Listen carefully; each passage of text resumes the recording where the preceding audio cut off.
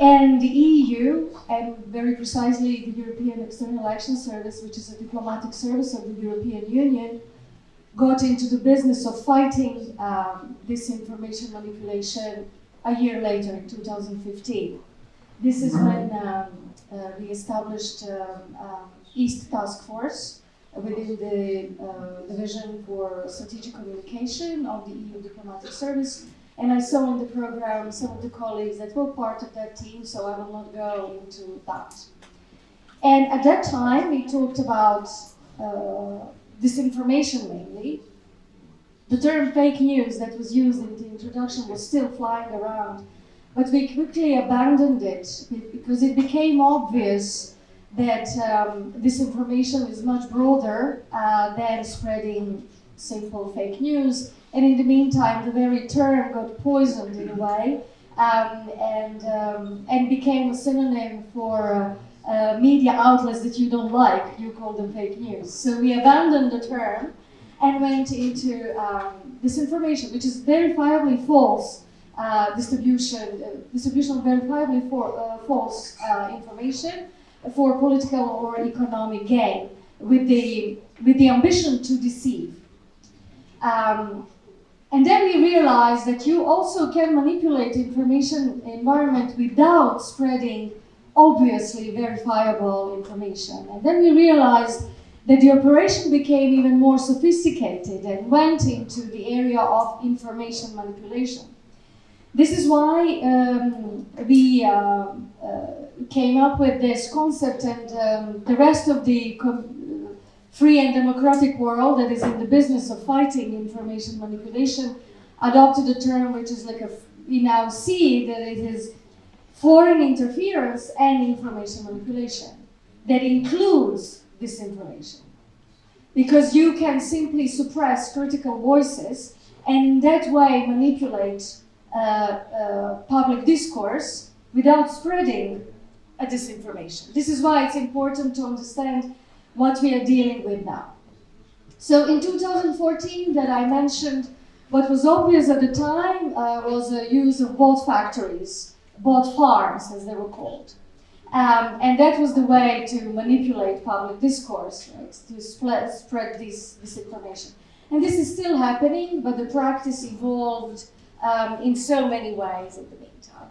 So the EU, together with our partners, and we collaborate with other partners internationally to fight it. Just to give you, and you will have a day of discussions with the experts, and I will not go into numerous analyses that have been done, just to maybe draw your attention to the latest one that Vignum, the French watchdog, published recently, discovering the newest Russian campaign that is specifically targeting France, Germany, Poland, and a few other European states. And this is directly linked, as they reported recently, in relation to the marking of the second anniversary of the brutal aggression on Ukraine, and tightly related to the upcoming European elections. So they wanted to warn the public across Europe and across the world that this is something in the making, among other things. It's available publicly, so if you're interested, you can read the details. It is 193 websites that are coordinated and created that can be activated when it's needed. When it comes to the EU strategy, it is really relies on, it's a FIMI toolbox, as we call it, for interference in information manipulation toolbox, that first of all relies on profound situational awareness. You first need to know what is happening in the information environment before you go into taking certain actions. And this is valid for our member states, as well as for the future member states, as our partners in the Western Balkans. Then there is a series of activities that you can do, but all of them rely on, and those who are successful in fighting FIMI, rely on a government decision to deploy all government resources to do their part of the job in closing space for foreign interference and information manipulation. And it's important to understand that this is not only informational thing. The informational thing usually comes, and influence and interference comes at the end. But it's really important is to trace other forms of influence that create the ground in which informational influence happens. And this is usually collaboration with co-opting the political elites, the business elites, the thought leaders, and so on. So this is something to be understood. And then, of course, there is social media platforms play a big role, but they are not the only problem. And the EU is again leading the efforts in regulating big platforms. I would draw your attention to the Digital Digital Services Act that has been adopted. The EU first tried with self-regulation of the big platforms. It worked a bit, and it worked with some media platforms, but not with all. And then we got into regulation. And this is something that we hope will have an impact as a protection of private data that became a global standard everywhere. So Digital Services Act, Digital Media Act, we are also finalizing Artificial Intelligence Act. These are all important areas where we as the EU do what we can to regulate this field that everybody is concerned about. However, not everything is a problem of the social media. Due to the scarce resources that go into professional media, which has been going on for many, many years, the standards of professional journalism have been in decline. Journalism is under political and economic pressure everywhere, and in the Western Balkans, as you can read, and in Kosovo, as you can read in the Commission reports. And this is a serious problem because there is no source that people can go to verify what they read. Another issue and another weakness is a low level of media literacy, low level of digital literacy, and this is something that needs to be tackled. I don't want to talk for too long in this opening remark, but just to indicate how broad this area is, that there is no one single simple solution to this, is media literacy. It really needs to be done properly, and critical thinking has to be a part of a formal education system. We are yet to see that everywhere in the Western Balkans. There is a massive support here as well from the EU, but the demand side needs to be there. My last point is that we recently supported, and towards the end of the last year, promoted a study that was done by the local actor here in Kosovo, very specifically, that outlined the major vulnerabilities that Kosovo has when it comes to disinformation. Bern chapter in Kosovo conducted a very good study. It's called The Story of Our Lives.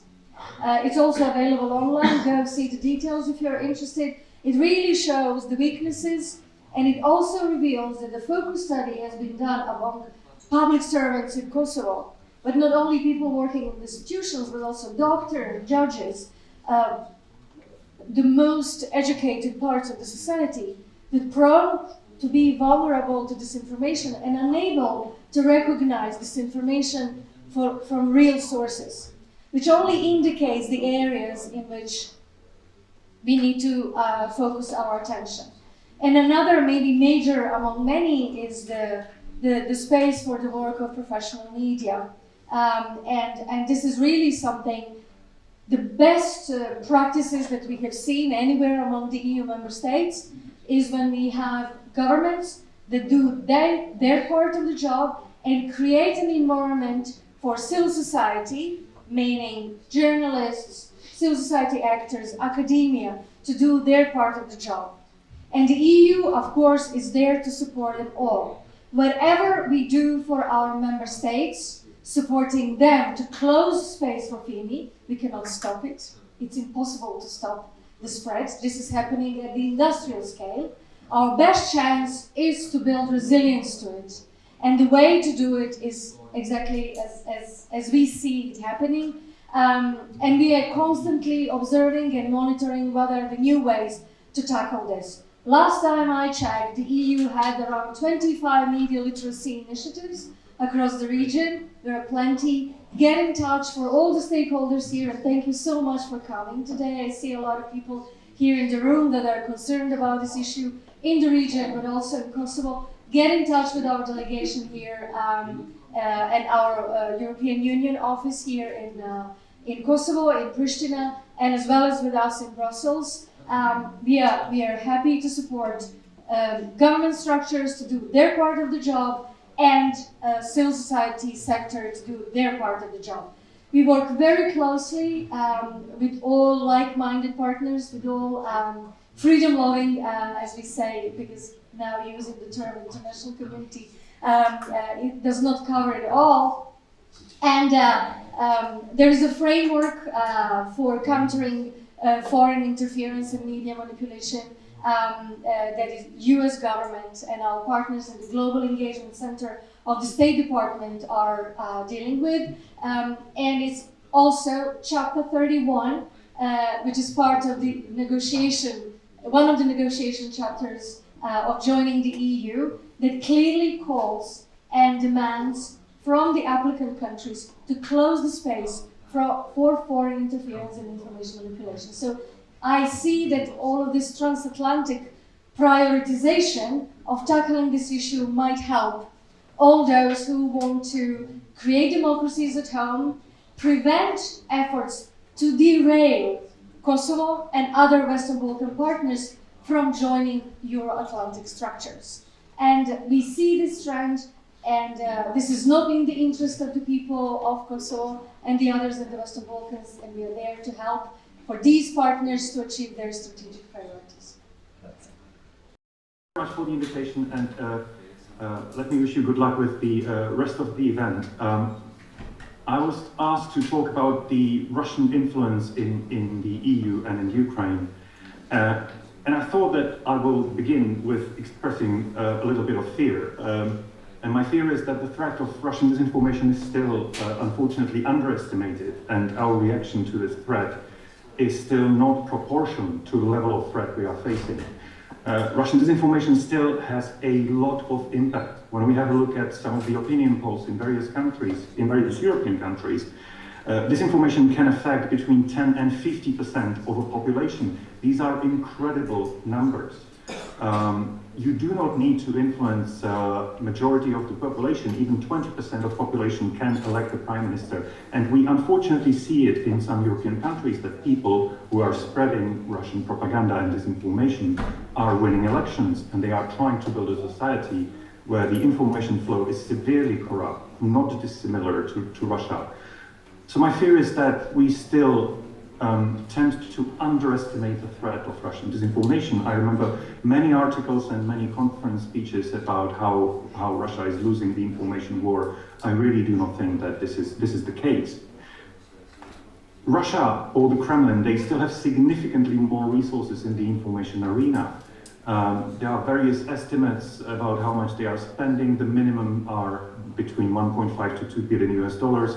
I have even seen estimates as high as 4 to 6 billion US dollars. But all these estimates are usually covering only the white sources, the Russia Todays and the Sputniks, and the sources where Russia does not even hide their affiliation. But then there are so many other sources, like the gray outlets, the outlets that are telling you that they are the only independent alternative to rely on mainstream media, but they are just parroting Russian disinformation.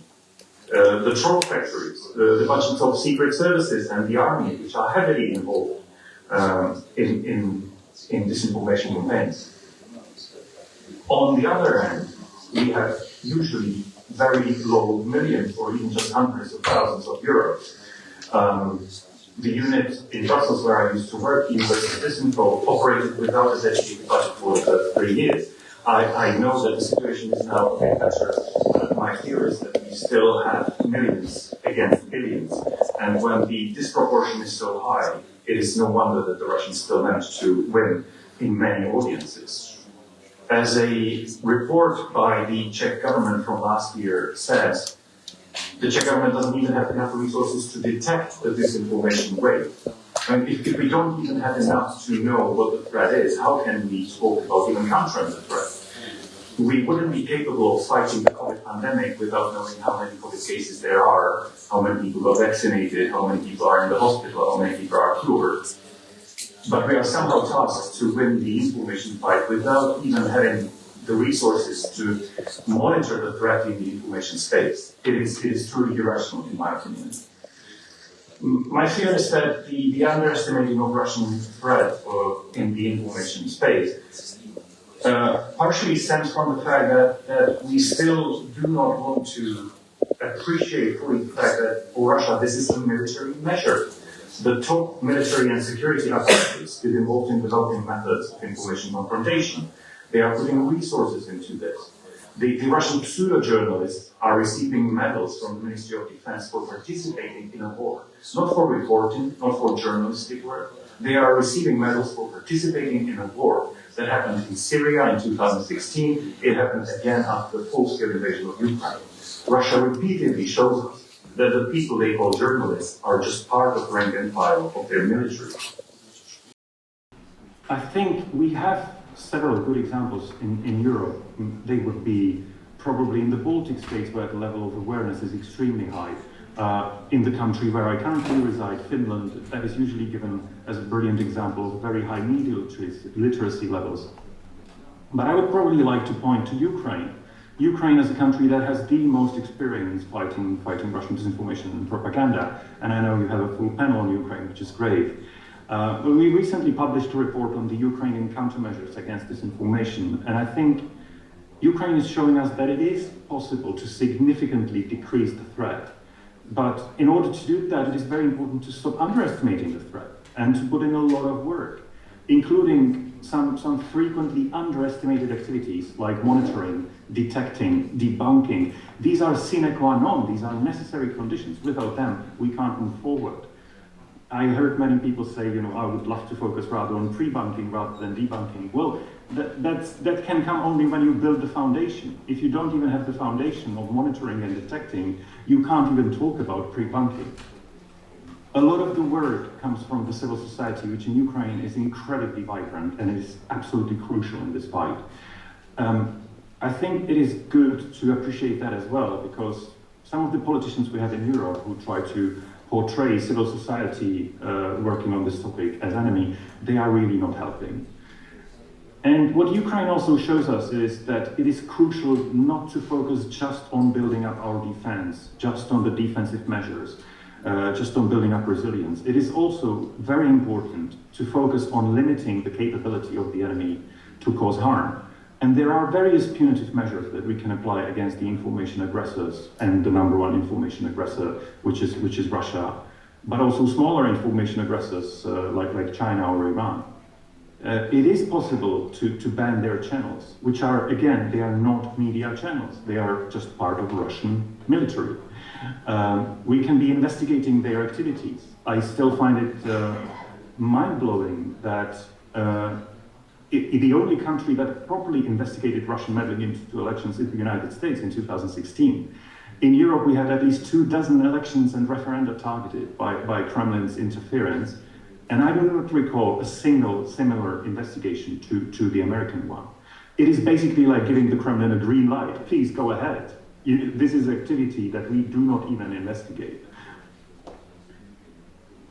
And there are other punitive measures. We can also enforce the law when the disinformers are violating it. And they are violating our own laws very often, be it about incitement to hatred, incitement to violence, undermining the status of a country. We could be doing significantly more when it comes to the punitive measures and limiting the information aggressors. So I think the biggest imperative we have, the condition sine qua non, is really increasing the numbers, the human resources, the financial resources, the number of countermeasures we are implementing. Once we recognize the importance of the threat, and once we start dedicating more resources, there is a lot we can do. There is a plethora, a whole universe of countermeasures to be done, and we can talk about them in the discussion. But I really think the first condition has to be, we have to recognize the importance of the threat. We have to put in bigger numbers. Let me end here. Thank you very much.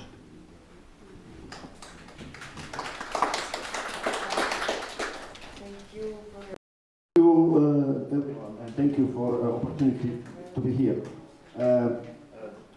Something seems happened. No, it works. I'm a scientist, and our research group starting researching Russian disinformation and let's say Russian information operation already 2014. However, I should notice that Estonia and other Baltic states faced with the Baltic hybrid threat, particularly information warfare, and all these other, let's say, parts of hybrid warfare already in the early 20th century. So after the Estonia became independent, 1918, so we had an independence war with Soviet Russia, which started to conduct disinformation, then the military attacked us. So we have a very long tradition, then we have 50 years of Soviet occupation, and they do the same during the Bronze Night, maybe 2007, and recently, a few days ago, our police of security services worked very, very well, and they catch more than 10 Russian or pro-Russian activists, and let's say also spies. Part of them were Estonian citizens, but part of them were Russian citizens who live in Estonia and who got orders from Russian intelligence services to conduct in Estonia several types of provocation, especially vandalism against the historical monuments. They also attacking the car of our Minister of Interior, and they were recorded. Recently, 2 weeks before that, or 3 months, so 1 month before that, in January we have a big scandal. It was even broadcast in the United States, United States, with the Professor Vyacheslav Morozov, who was a 15-year professor at the University of Tartu, where I also work. I know him, so I once or twice met him. He was a professor for political science, very well known in Europe and abroad.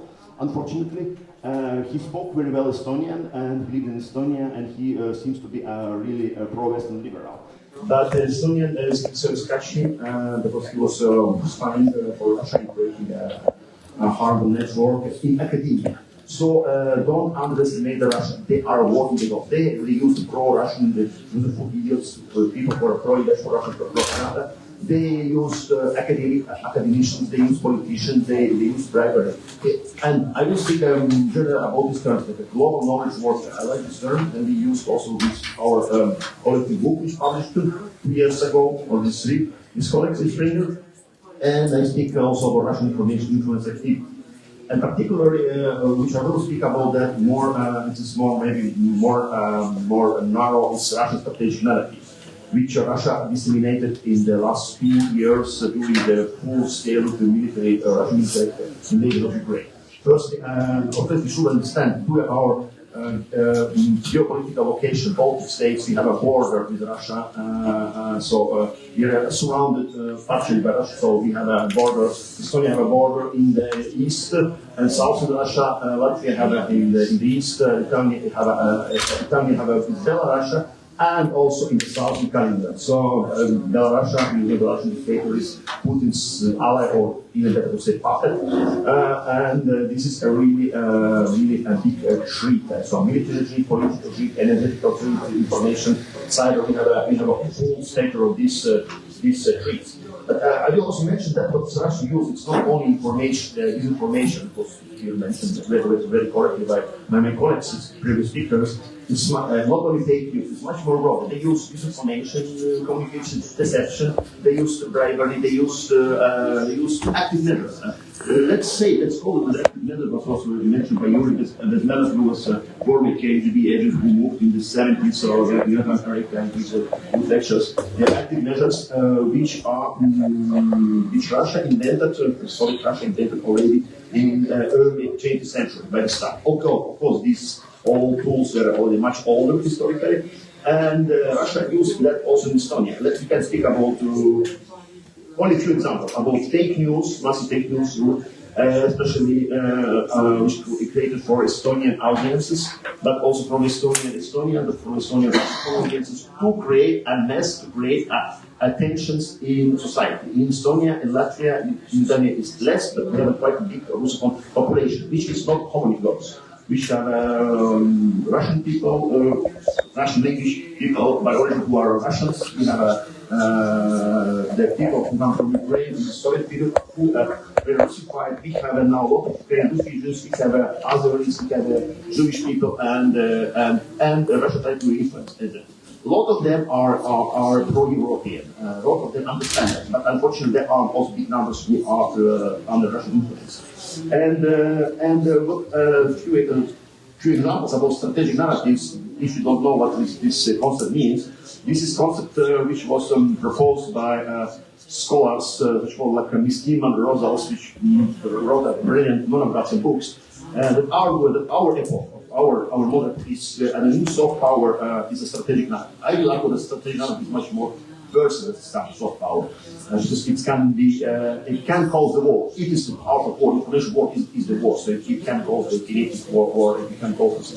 But Ms. Kemen and Rosal very correctly stated how the strategic narrative can affect its on strategic three things basically, like a two-dimensional international system, more broadly. Politics, European politics, I don't know, Western politics, politics of the country, and identity. So creating the mass tensions.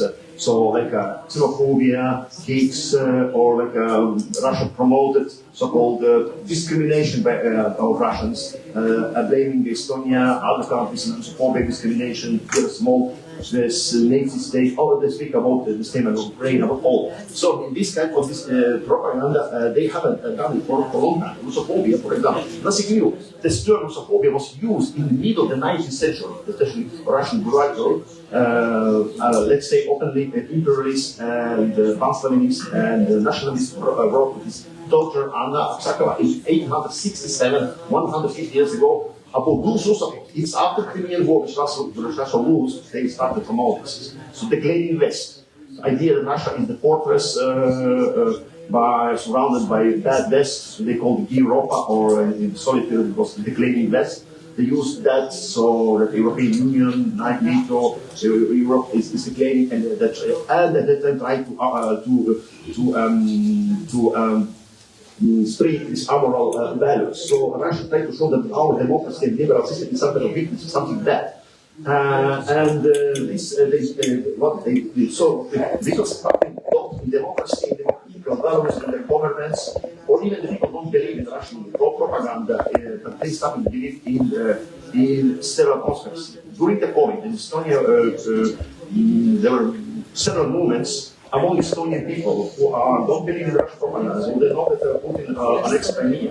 But they started to believe in several conspiracies which was also created or promoted by Russian trolls, especially about the COVID. That COVID is something that COVID is also not only for the Estonian audience, it was promoted around the world. The COVID is created, it's fake pandemic, it's created for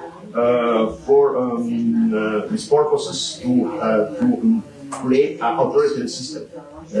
Or COVID was created as a big pharma theory. Theory was created for the reason that the people will get some health issue because the vaccine will kill you or you have a and then for survival you should go and pay for very big money for medicine issues, of course, produced by Americans, or and some other kind of these fakes is very great. And the same people now also not.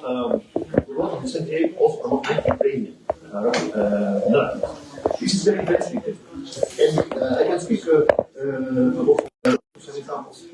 Some main topics of Russian information campaigns that invest among the Baltics and what was sent to our audience. So we did some research. Of course, it's not the full picture, only some few examples from the last 2 years of Russian military aggression. So firstly, there are crises, there are permanent crises in the West institutions. EU and NATO structure is declaring it's bad.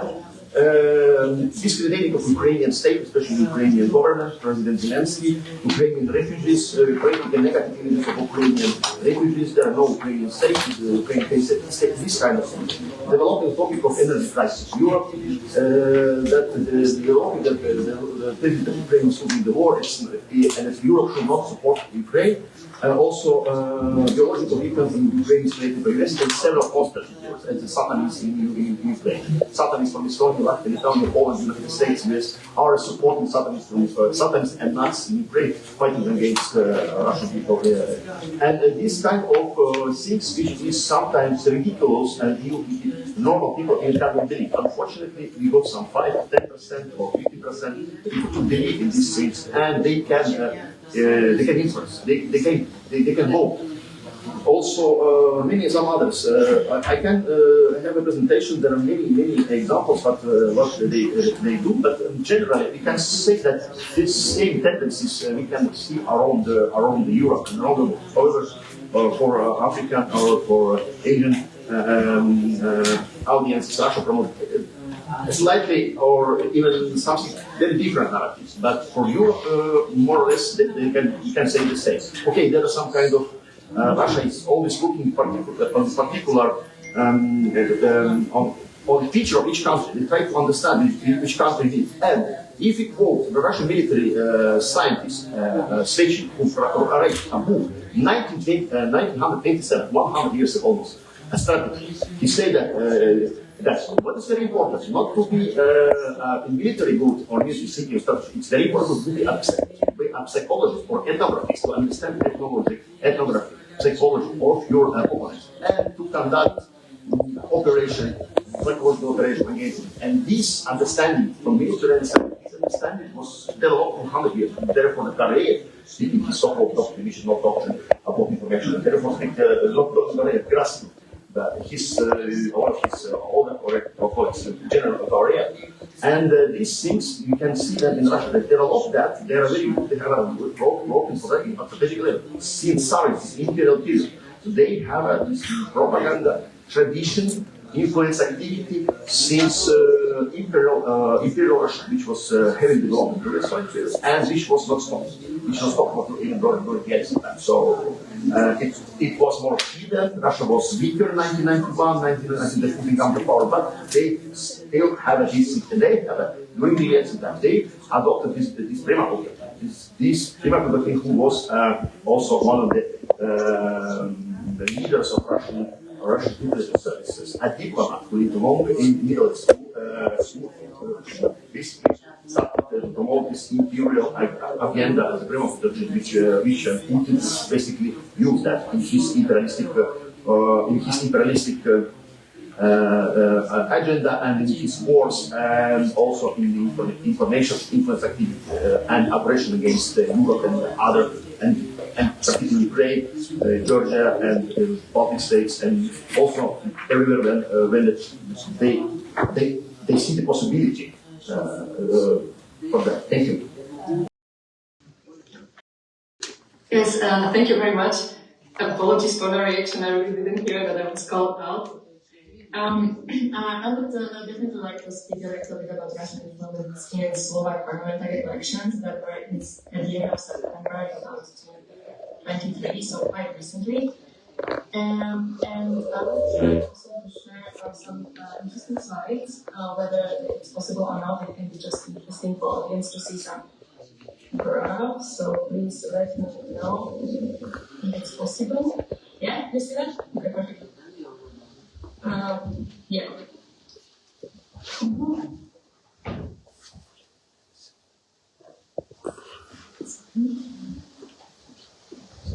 Yes. Perfect.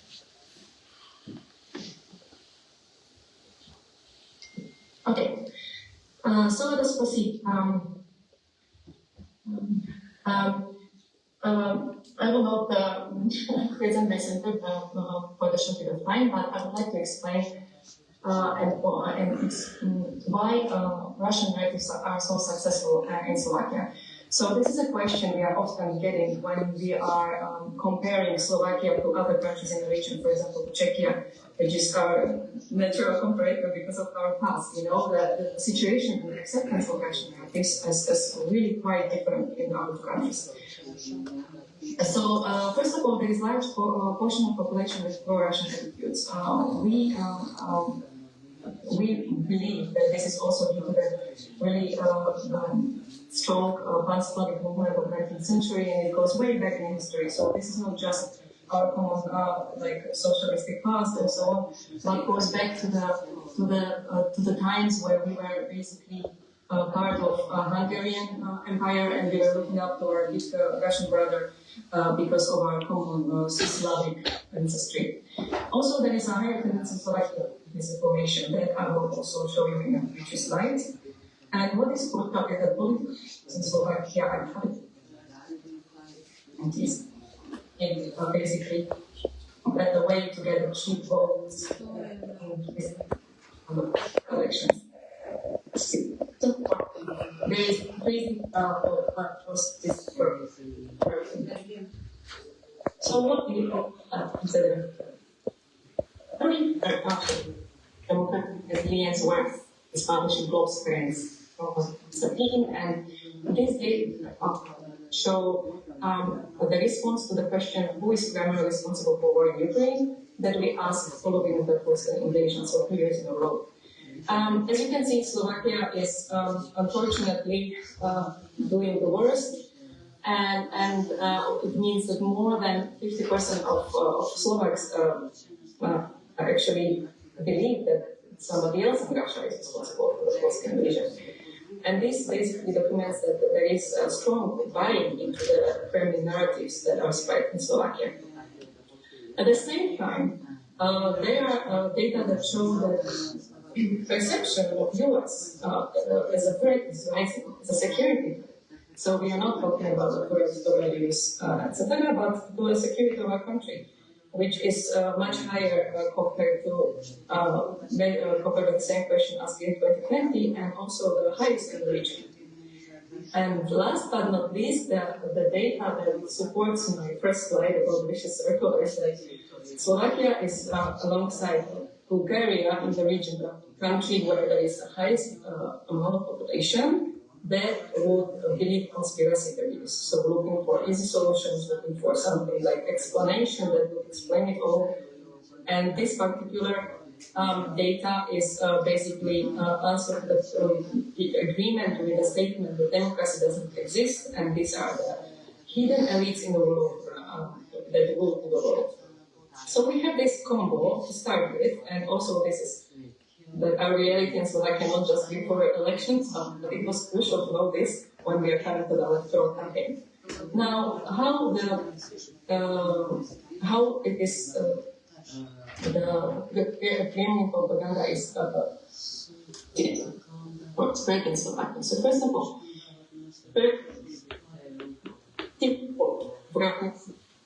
and that is Russian website, not website, Facebook's page. Actually, Facebook is the largest platform in Slovakia, the most used. And here on this slide, I'm not very visible, but I can just tell you that there is a comparison of followers in countries such as US, Czechia, Bulgaria, Slovakia, and Italy. And Slovakia has the largest amount of followers, considering that Slovakia is 5.5 million people. And also, I just want to emphasize the fact that Russian embassy in Slovakia is a really really strong spreader of Russian narratives. And they use it. They are very active. They post regularly. They do a mixture of cultural heritage and beauty of Russia, and then directly copy-pasting disinformation narratives from Russian media that are more involved.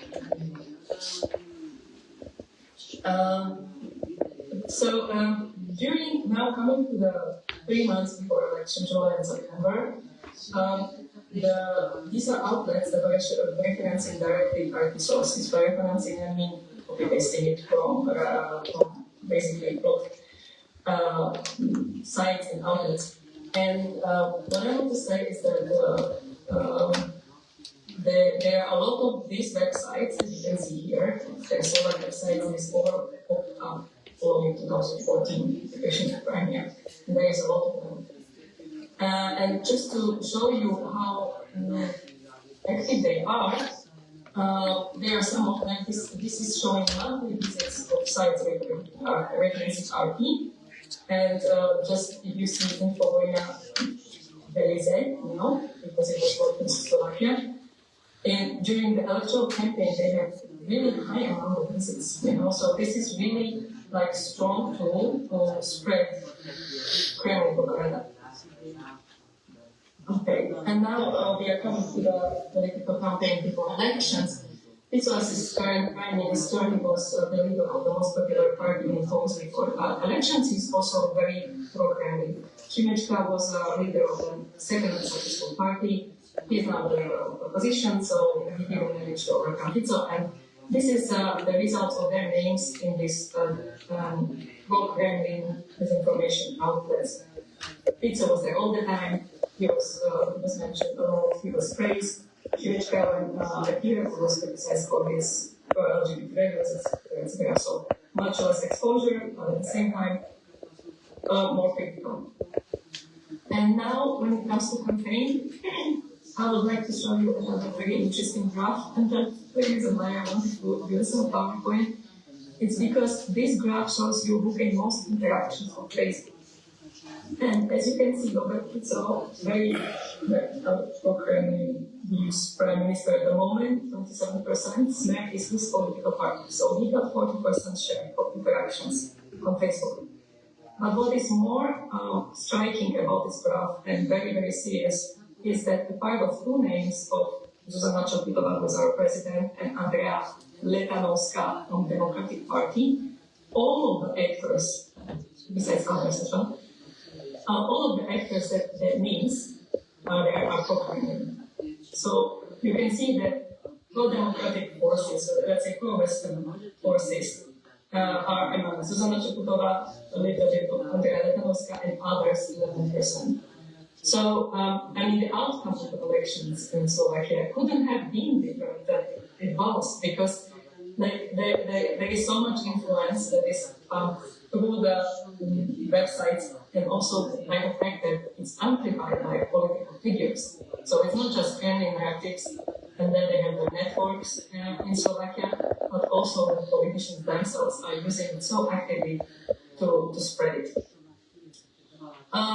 This, I will just skip through it. These are just classical narratives that were used during the campaign, but let me just finish this presentation with a first piece of serious AI content that we had. We had actually there are 8 in Slovak elections, so it was mainly deepfake audios that were created by AI technology. Most serious one was this one. So this was a leader of private commission, Šimečka, that was allegedly on a phone call with a journalist Monika Bodova discussing the electoral manipulation.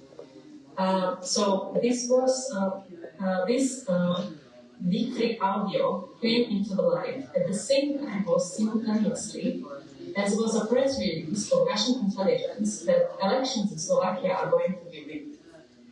And I will show you this in a chart. So it will be to meta, but we found out that actually the video was created 28 September in the morning. So at the same day in the morning, there was a press release of Russian intelligence. And in the time we unfortunately didn't know, the same day the deepfake audio was shared by the Telegram account of a person who we believe is a wife of the Kremlin politician.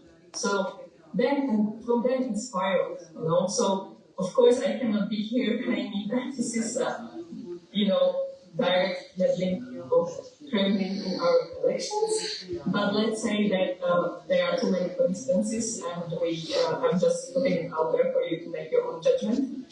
But it would be really interesting. It seemed to me like there was a little panic in Kremlin that this all would make it, and I'm just wondering what would happen and how this would be used, this inception of ideas that these were rigged elections, if, for example, Šimečka would really make it and he would become a prime minister, So it seems to me like a little bit like investment for the future situation. Thank you so much.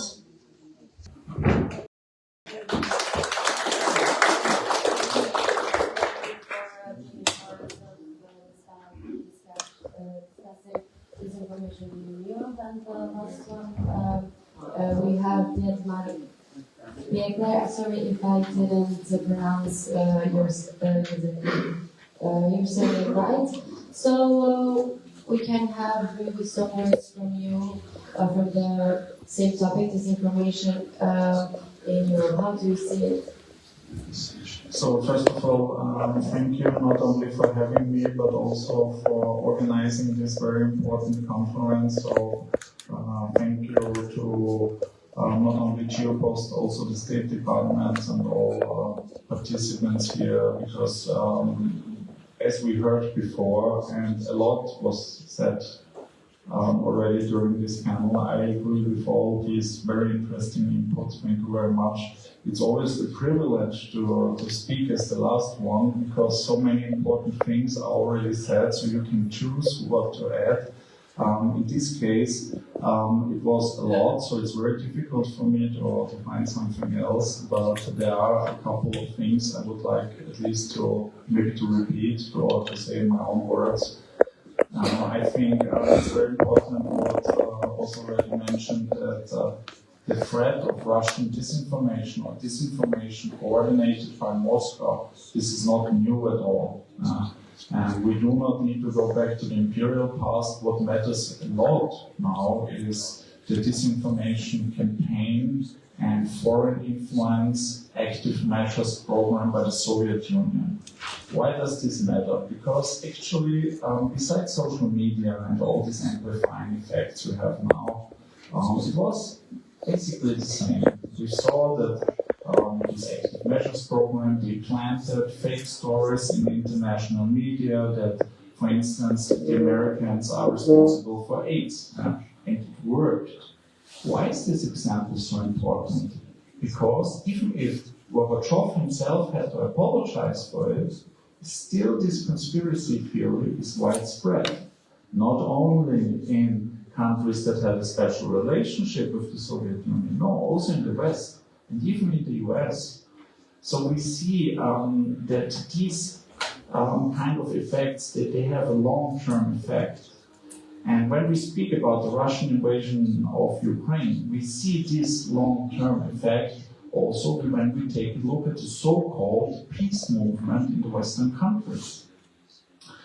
It was a couple of years ago, there was an article published in Austrian media about the peace movement in Austria, which was basically the same than it was in Germany and in many other countries. During the Cold War, it was from the 80s, it was about Pershing rockets, and it was, basically the goals of this peace movement was that we in the West, we need to stop planting our rockets somewhere, and it was about weakening our defense capabilities actually.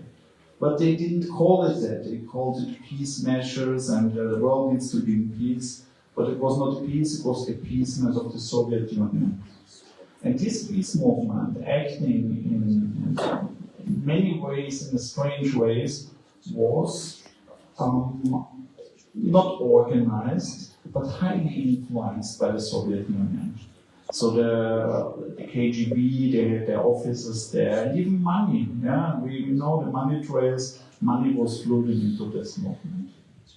And when we take a look at the peace movement now, what we see in the West, in many European cities, including Austria, including Italy, they are very strong, but also in Germany, we see a very well organized group of agents of influence that are operating on our soil. And we don't even agree on the analysis about the activities because they're in favor of peace. I mean, who doesn't like peace? It sounds very nice. But it's not about peace. If we speak about Ukraine, what they want, and they quite openly say it. So sometimes I'm surprised I have to explain that. They say, but war is always bad, the Ukrainians should better stop defending, and who cares about territories? Is it really so important which flag is raised on in a certain town? But unfortunately, it's not only about that. We know that in Ukraine, in the occupied territories, torture, chambers, and deportations of children, there is a very repressive regime, and it's terrible, but they don't speak about it. They will never speak about the occupation, the terror of the Russian occupation. They will not speak about rape. They will not speak about the kids getting deported to Russia. They will not speak about Russification, which is going on there on a daily basis, because it doesn't serve their narrative that peace for all costs, at all costs, is the best. And when we look at the peace movement in the West during the Cold War, we see in some cases that the same actors propagating peace with Moscow back then during the 80s, they are doing the same now. So if we speak about the Soviet technique of foreign interference or active measures, it's not only that they have this toolbox, that they are using their own toolbox in an advanced form. No, the narratives planted by USSR, they are still active. They can count on their assets, they can count on many people, now they are a little bit older, but they can count on influential people who are still influenced by Soviet Union propaganda from the 80s. Because when we speak about Latvia, when we speak about Estonia, we speak about ethnic Russian populations, when we speak about other countries that were formerly occupied by Moscow, we speak about the same, about this brainwash that certain parts of the population still believe in KGB or narratives by the Communist Party. But it's not only that, it's also in the West. And I think I heard about monitoring. We don't even have the capabilities to monitor, and I totally agree. It's a shame. Every time I find something, for instance in Austria, but also in Germany, and I'm the first one, I'm not happy. I don't feel like Indiana Jones, like I found some grail, oh cool, I'm the first. No, I'm always very angry, because I think, why am I the first one who sees that this person was spreading obvious Russian narratives? Especially if it's during an interview. We're speaking about open source. We do not speak about some hidden, that you need some hacker to find, oh, what this guy said in the room and I have to intercept the phone call. It's not about that at all. So what I believe is we need more capabilities in monitoring. We need to, first of all, we need more awareness for the issue itself, not only on the European Union level, also in all Western countries. And we need to unite our forces. Because if I take a look at these pro-Russian actors, they have conferences like we do. And sometimes they get away with it, and nobody speaks about that. They unite, they do it, especially since 2014, but in some cases long before. This is an anti-Western alliance against liberal democracy. And they are very smart. Not all of them praise Putin or they are waving Russian flags. No, they say things like, well, Russia had to react on the NATO enlargement. NATO is responsible. And Russian language was banned in Ukraine. Can you imagine that still in 2024, not only in Austria, also in Germany, Italy, France, you can hear this old fake, and it's still not true. I mean, more people speak Ukrainian now in Ukraine, what is totally understandable, because Putin says wherever people speak Russian, there is Russia. Yeah? But the fakes and all these Russian narratives that want to justify the invasion, they are still very prevalent. And I want to add one more thing. One big problem what we did not discuss is the daily genocidal propaganda on Russian TV. For instance, Mr. Solovyov, we almost don't speak about it. There are only a few people on Twitter sharing the videos, the worst of. And if we would understand how they report things, report in Russian TV, then Russian narratives about the war in Ukraine, they would have no chance, because we would understand that it's an imperialistic, genocidal war that with fake historical views, and we would understand the big picture. But we do not monitor that, we do not report it in our media. This is a big problem, and I think if we don't tackle this, then we will not be able to show our population, the big picture and resilience is what we need now.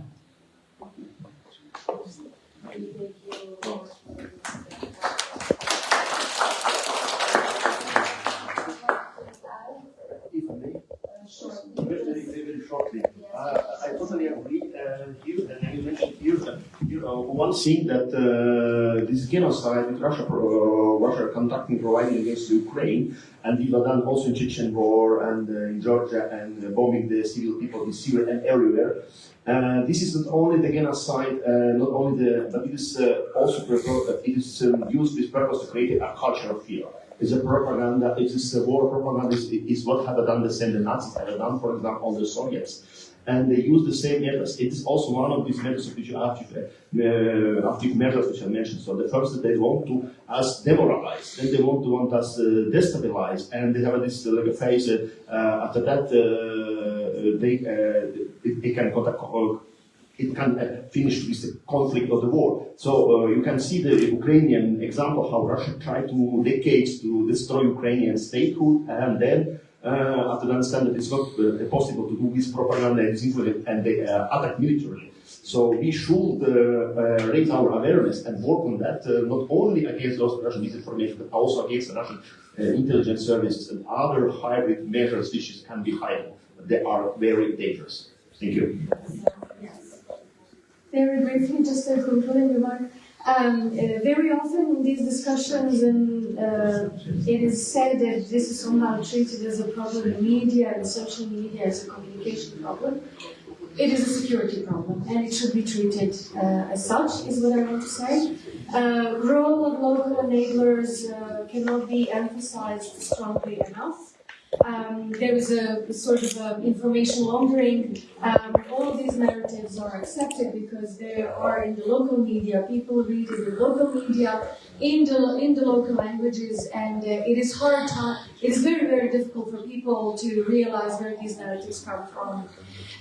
What would be important for Kosovo and other partners to deal with is really to think about the governmental body that will coordinate governmental efforts on closing space for foreign interference in information manipulation. Come up with a strategy, create space for social media, and allow professional media to thrive. These are absolutely necessary elements in the effective fight against disinformation. And also to go beyond, if I may add, it is not only what somebody does to manipulate the information environment. I ask this question, why what they say sticks into people's mind? Why people believe what they say? And I have been doing a bit of a research on that, and I encourage everybody to think about that question. A lot of it, in many of the countries that we discussed today, the cognitive framing is sometimes in the books of history. How certain players and actors and historical models are framed. So then people, why it sticks is because the cognitive framework allows certain narratives to stick and others. Everybody communicates, and only communication of those that can be trusted is actually the thing that matters, and that sounds logical to people. And this is something that I would add into all of this. And analysis is there, a lot of analysis has been done. I think we should put efforts into actions and into concrete measures to build resilience.